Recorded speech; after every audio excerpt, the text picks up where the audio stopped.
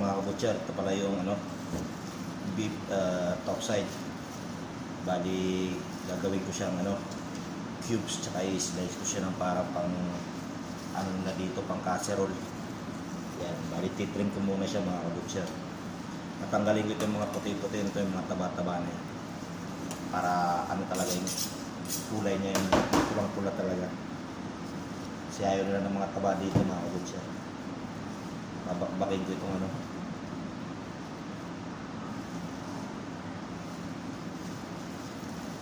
bali mayroon ko ditong layer na dapat bakbakin.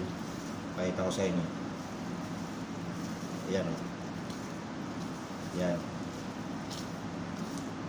Ayan mga kabutcher, yung layer na dapat tanggalin para kasi ito yan, kita nyo, ito yung solid na karne. Solido na ito na karne. Bali trim natin siya ng konti.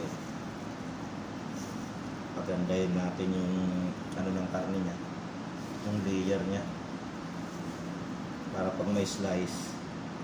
Kasi itong pala nito mahaba, kaya dapat pag mag-slice ka daw nito, kukross natin mga kabutcher. Yan, kita niya mga kabutcher, yan, ganda na. Bali 1 inch yung slice nito mga kabutcher, pakita niyo. Yan, ganyan kakapal.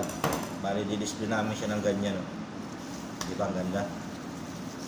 Yan, slice ulit ako. Bali ganyan yung kapal niya, bali maabot ng 1 inch. Yan ganda, parang i-grill nila yan ganyan. Laging may customer akong ganito, European siya, order ng ganito kakapal, ganito rin ka yung lapad niya, yung niya, yan. Yan, ganda ng karne ng Silver Farm. Yan ang kumpanya dito, nakita nyo yung apron ko, kita nyo yung logo nila sa karne nila. Silver Farm Company, kaya shoutout dyan sa mga butchers na nagkakawa sa New Zealand, sa Silver Farm Company. Yan, ganda mga butcher, quality talaga yung karne ng New Zealand. Malakas to dito sa bansang Oman mga butcher. Yan, bali yan lahat total ng na-slice ko, mapatak yan ng mga 3 kilo lahat.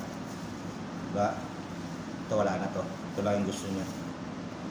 Kaya hanggang dito lang mga kabutcher. Sana may matutunan kayo sa video na to. Ito yung beef top side. Inside dito sa pangalan niya, pero nasa namin dito, pagbibenta namin top side na siya. Top side bracing. Okay mga kabutcher, sana may matutunan kayo. God bless.